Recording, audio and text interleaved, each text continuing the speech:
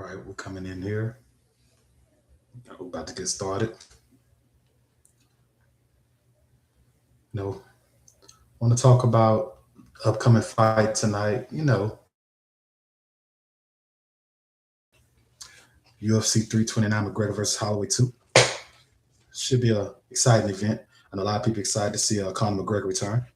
Uh, it's been a couple of years. I think 5 years, if I'm not mistaken. Uh, I know the first fight, McGregor versus Holloway, McGregor won. So it'll be different. A lot of people, you know, hardcore McGregor fans, we want to see him back in. He's electrifying. He's exciting. He always going to bring excitement to you know, the build up for the fights and stuff like that. So definitely, today is definitely a good night. UFC should have all eyes on it. Nobody else. No, I don't think there's any boxing events tonight that that kind of can get in the way of McGregor versus Holloway tonight. Let's see. I know we have coming up in the next couple of weeks.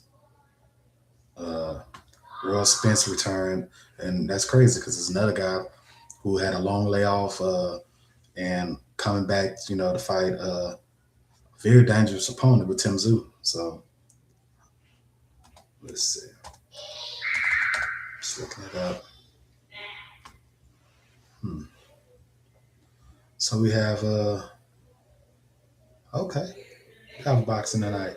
We have Murat Gassif versus Peter Gadiru. Hmm. And I want to say that's the zone might be having that card tonight.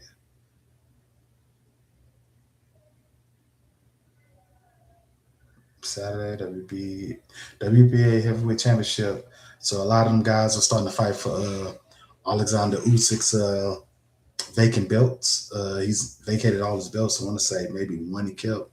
Yeah, it's gonna be interesting. Okay, so just to bring y'all in, see the title of the page, Brainiac Beard. It's something new, something. And I'm going to start off a series, Spy Nights. Just talk about different upcoming events. Put some context into the guys. I like to dig deeper to say, okay, hold on.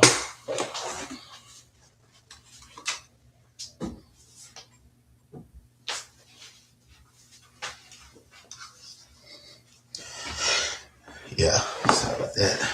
I like to dig deeper to put some context on the guys, the training camps, things like that. Not too much onto the drama and things like that. I mean, that's good for the build up of the fights, but I like to get more into the fight game, things that the guys probably been doing, like the layoffs, things like that, just to break down the mental aspect. Like I said, I've been following, mixed martial arts and boxing for well over 20 years. I did 12 years in the military.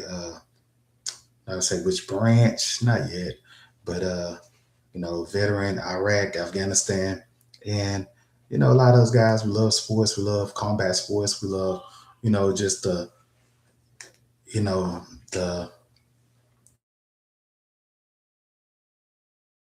fisticuffs, the things of the one-on-one, mano-a-mano, and I've always been covering boxing for a minute.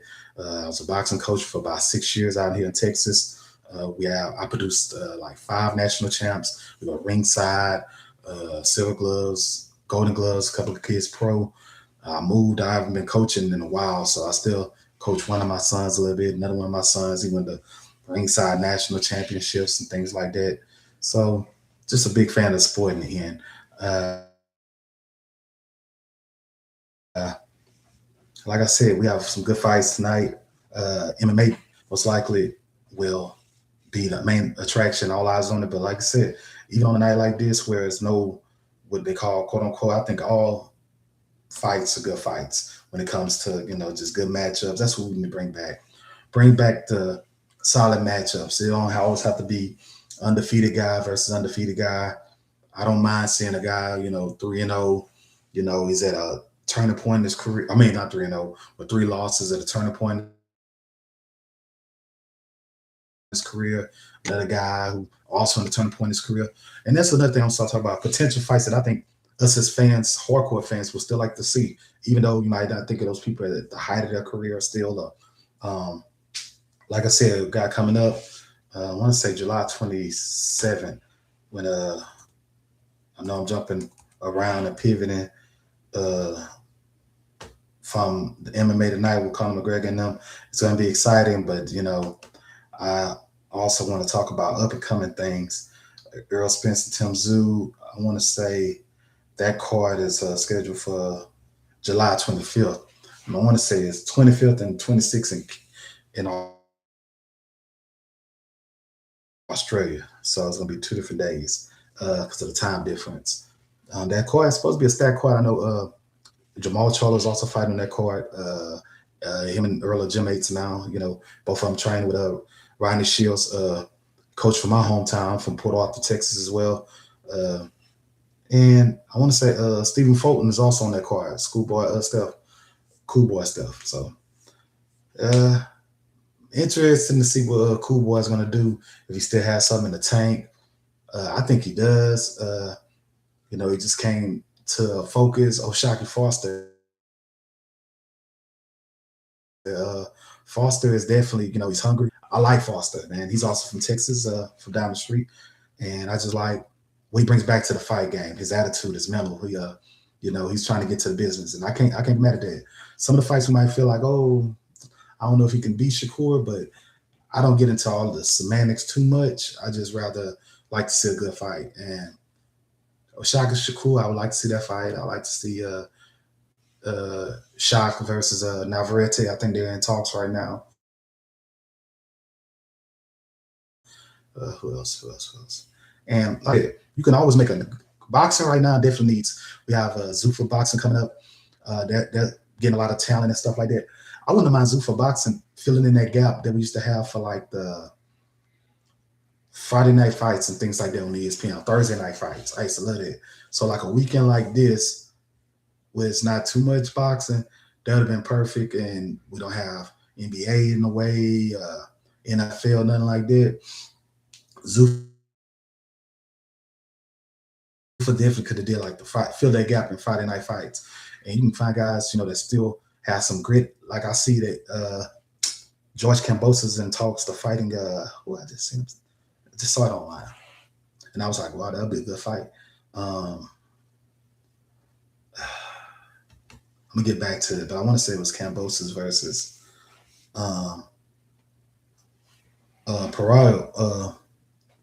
Perro, or whatever his name is, at like 140.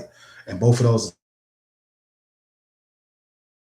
tough rookie fighters. I don't see nobody taking a step back. No, Kambosos coming off of that loss from Richardson Hitchens, aka Africa. That was an interesting night. Africa looked real good that night. Used the jab, but I just haven't seen more from him since that fight. He had to pull out the fight versus that guy, man. Mine's going crazy. I'm doing this freestyle. He had to pull out that fight because he said he wasn't feeling good, but then, a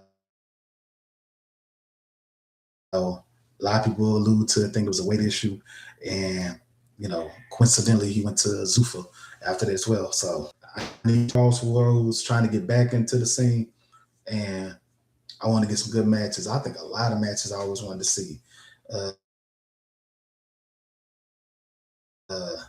At 35, I want a realistic, crazy fight. I wouldn't mind seeing something like a Tim Farmer versus a boy, Lil B Hop. Well, or I call Chris Colbert. Chris Colbert, Tim Farmer. That would have been a bad, crazy fight. Both of them kind of slick. Farmer fighting out of the Southpaw stand very slick. Man, I see Lomas coming back. I don't know, something inside telling me Lomas trying to get one of those belts at 35, probably fight one of the champs. Who knows, Navarrete might go that route. Well, I mean, that's 30. Navarrete is 130, but still, I think a lot of people, they'll go up or down, just try to get Loma. That's a great name still to your resume under your belt.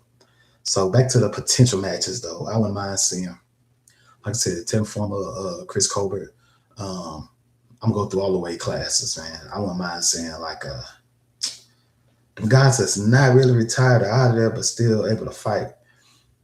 I even think of fighters if they were to come back, man. I know Robert Easter, man. That was a great talent. I like the Ebony. I like the way he fought. I like his style, his length. He was giving people a lot of trouble.